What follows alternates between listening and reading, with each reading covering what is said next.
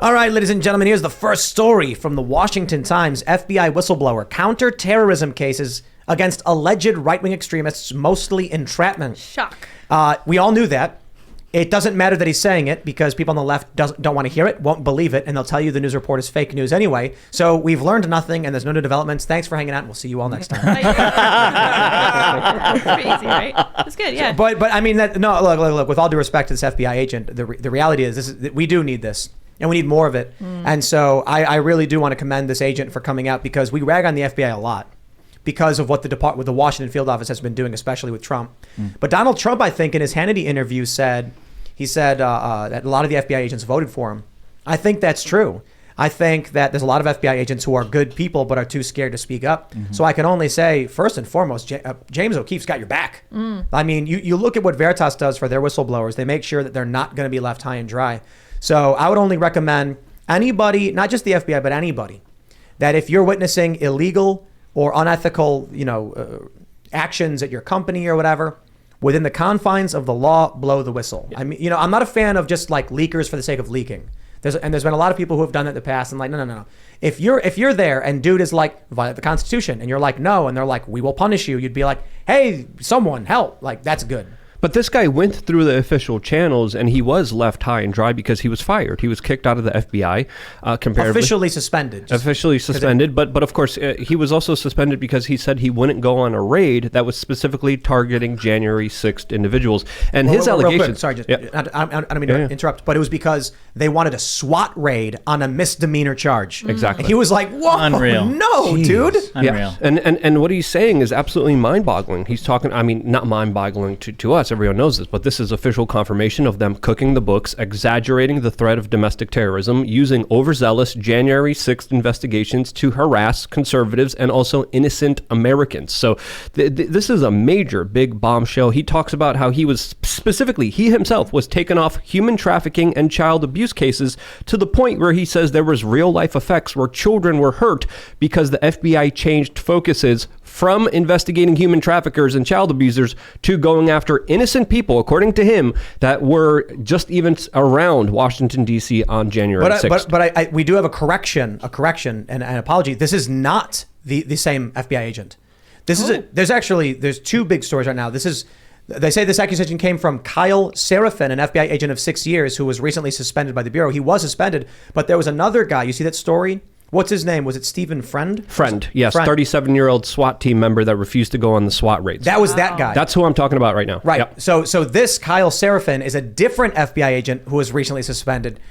He's worked in multiple field offices in counterterror and conducted investigations of alleged domestic extremism. So we have two different FBI agents who are outright like, this is unconstitutional. Both got suspended. I'm willing to bet there's more. But good for these men. These are these are the heroes who are.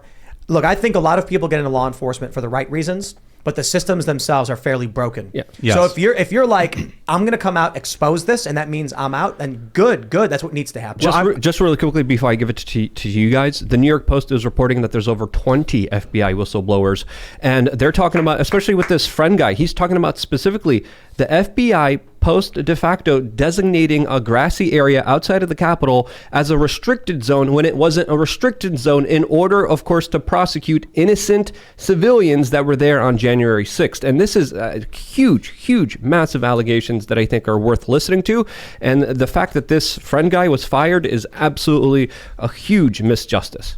Well, I think number one, just think about being a normal FBI agent who wants to do their job. And you see what's happened to the Bureau and the Justice Department writ large over the last 5-6 years. I mean, how can you not be outraged? I mean, we have the President of the United States right now.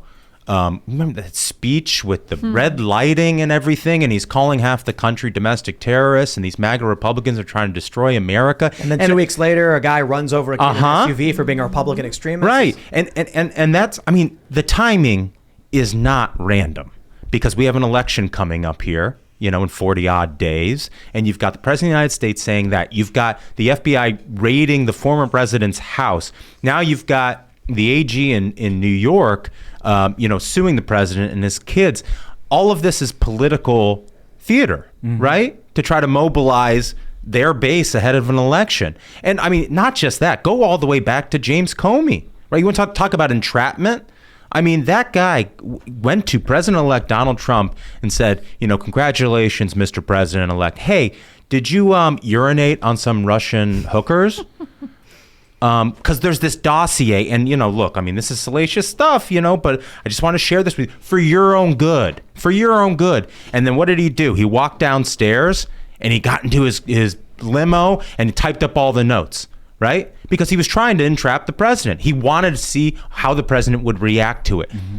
There's no difference between that and this.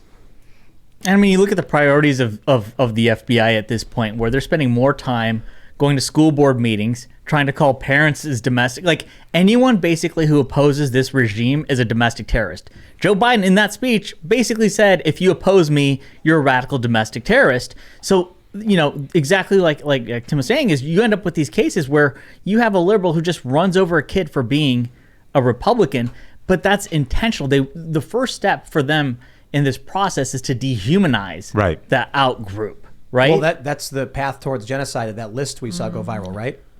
Yes. And also Steve Friend, he's specifically also saying that FBI domestic terrorism cases are being opened up on innocent American citizens who were, quote, nowhere near the Capitol on January 6th based on, quote, anonymous tips and Facebook spying on people's private messages. So the fact that people are getting raided, the fact that people are getting swatted for just expressing messages that were political is such a nasty thing that the FBI would be partaking in, that of course is destroying any semblance of any form of justice, which of course they have long since forgotten what it even means, in my opinion. Well, they have a problem at the FBI where they're looking for like white supremacist domestic extremists, but the demand's outstripping the supply. So, this is what they're left to have to do. Yeah, and they're talking about pressures from higher up saying, hey, we need more white supremacy cases. We need more domestic terrorism cases. It's like this is the allegations from the whistleblowers. Exactly. It's like the cop towards the end of the month that has to hit the ticket quota. Yep. So he's looking for people who are speeding. Yep.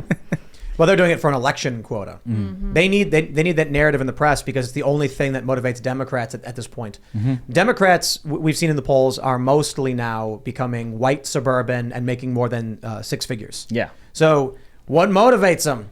I guess abortion. So their the good friend of the Democrats, Lindsey Graham, comes out with that bill, the 15-day nationwide abortion ban, and like every Republican collectively goes, we literally just argued states' rights on that issue, and now what are you doing and why?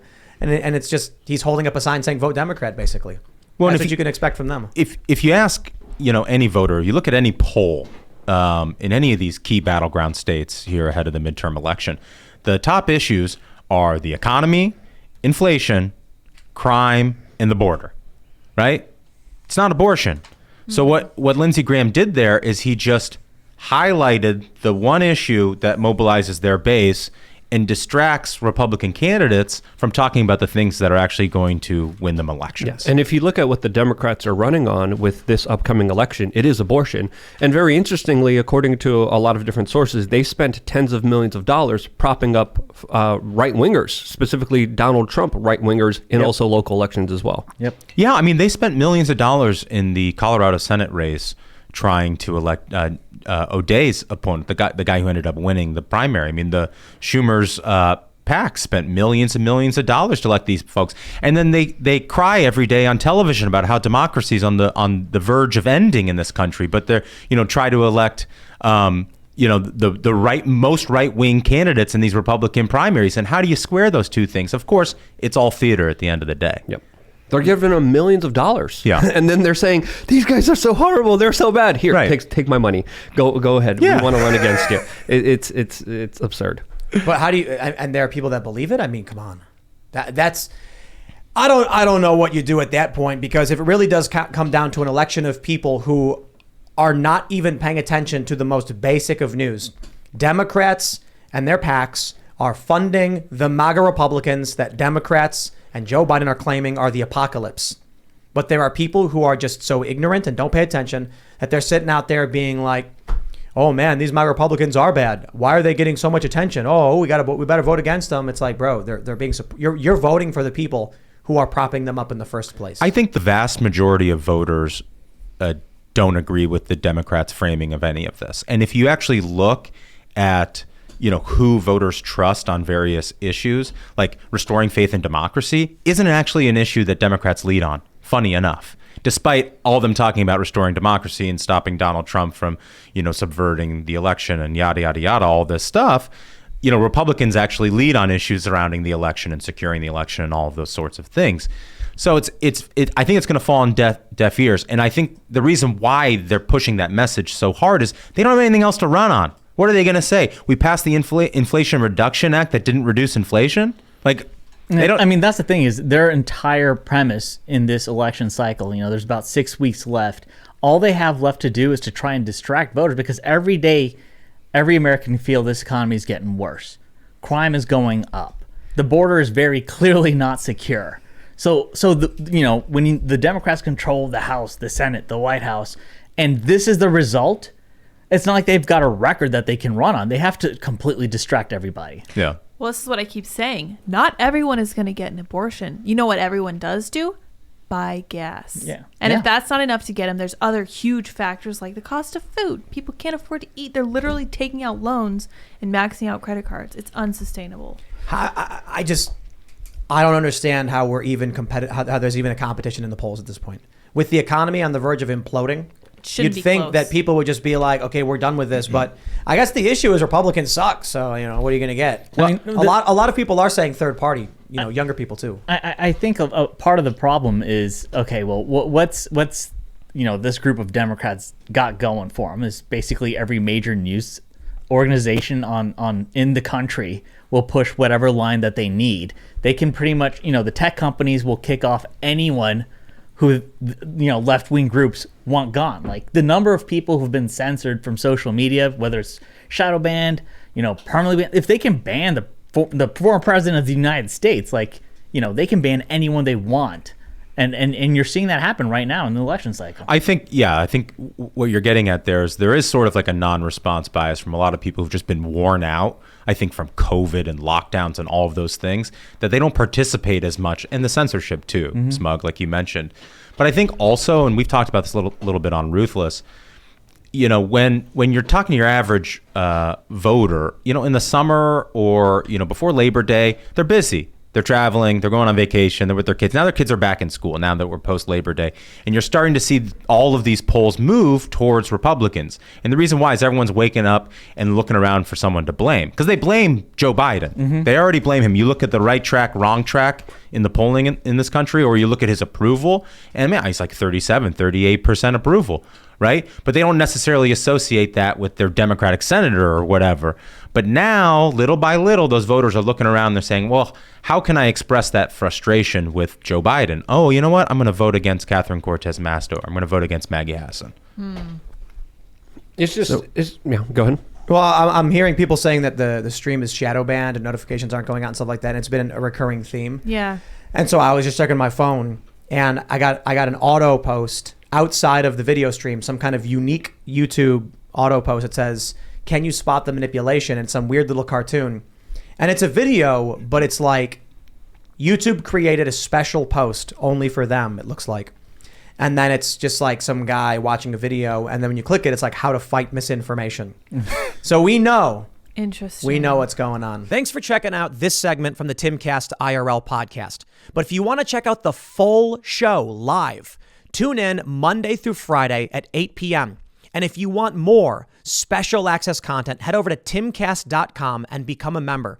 Your membership helps sustain this company, keep our journalists employed, makes this show happen, and you will get access to exclusive members-only segments of the Timcast IRL podcast, and there's a massive library to check out. So again, go to timcast.com or tune in Monday through Friday at 8 p.m., and we'll see you all there.